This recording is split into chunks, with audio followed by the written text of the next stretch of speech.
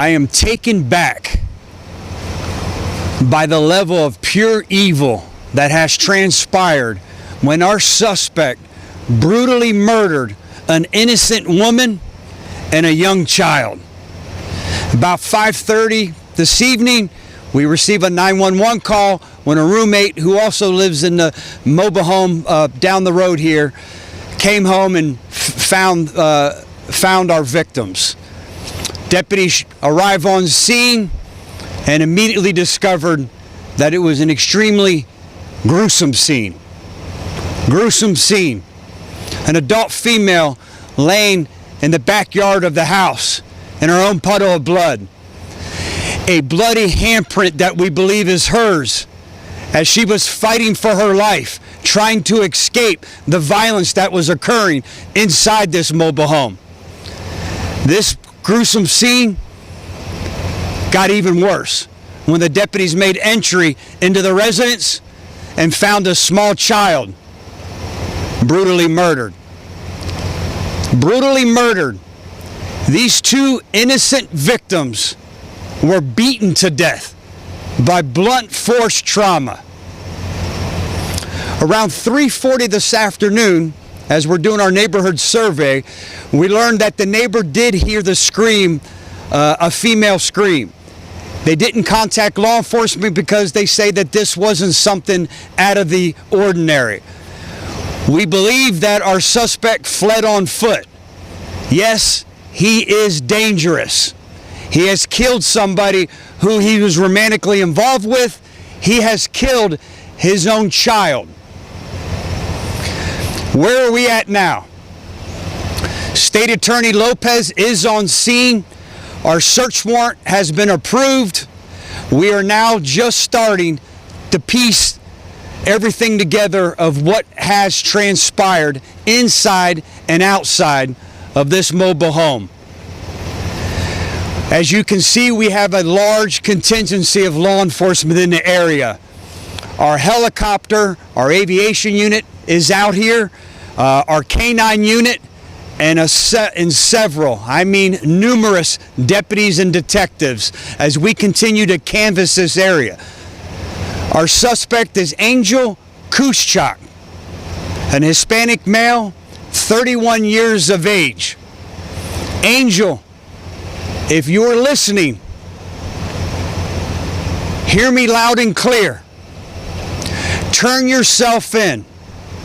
Do yourself and this community a favor and turn yourself in, and turn yourself in now, because I promise you, there is nowhere where you can hide that we won't find you. Again, extremely preliminary, but I'll be more than glad to share any information that I have. Is there anything that I can answer at this point? What do we know about the suspect? Can you talk to us about what we know about him? Not a lot. We have learned that the three of them have recently moved here as recent as 7 months ago from Guatemala. We don't know or have a bunch of details. Again, we just recently discovered his date of birth. We hope to gain more information now that we've made entry into the residence. Do we know how old the child is? Like an age? We think, and again, don't hold me to it, maybe 4 or 5 years of age. Can you release, Boy or girl? A small female child.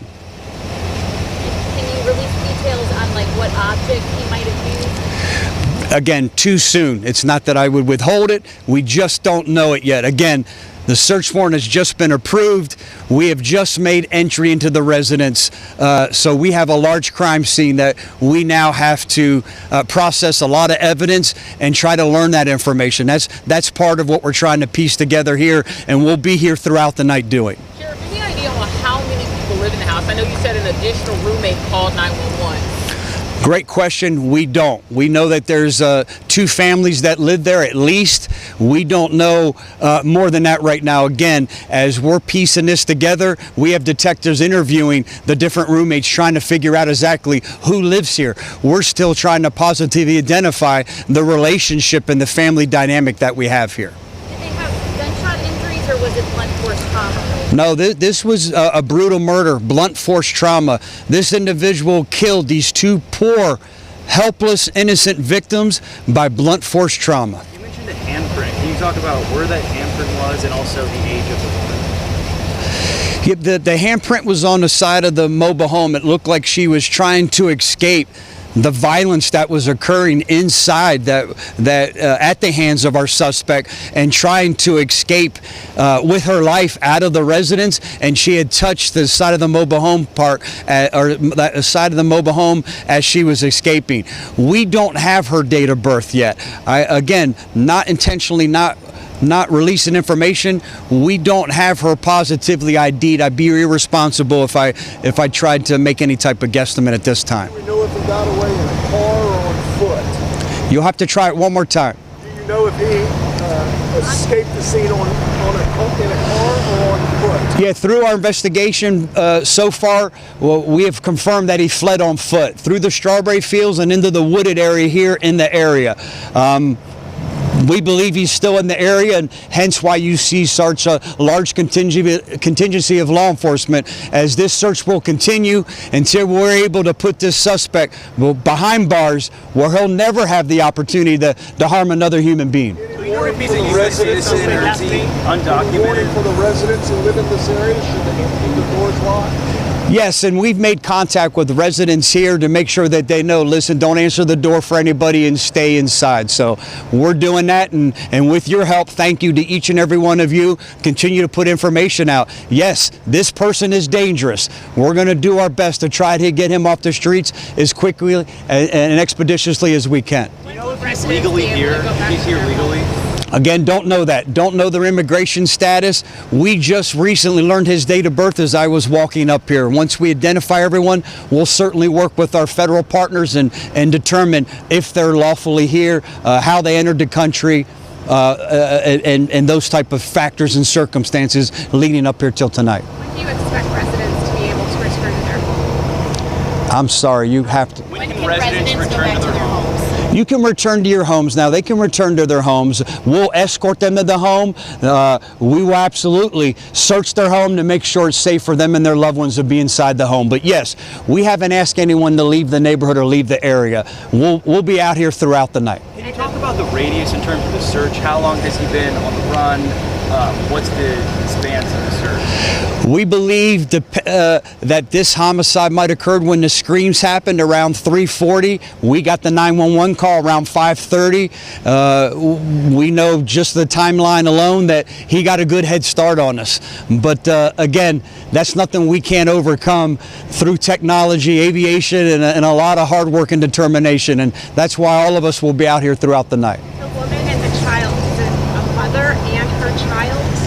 You mentioned that the suspect is romantically involved in the woman. What is the relationship? We believe so. We believe that our suspect was romantically involved with the adult female that we've located, and that this small child was his child. Again, I can't say with 100% confidence, but that's what we believe at this point. Sheriff, I know that you said that the person said they didn't call 911 because they'd heard noises like that coming from that home before. Have you all responded to that residence in the past? We have not. We have no history of calls for service here at this residence. Sheriff, how are the deputies doing with such a horrific scene? Yeah, as you can imagine, when our deputies, the men and women, have to respond to calls for service, and they have to endure a gruesome scene like this, it takes a toll on them. That toll becomes 100 times worse when there's a child involved. Any other questions? Sheriff, thank you. Thank you, everyone. Stay safe.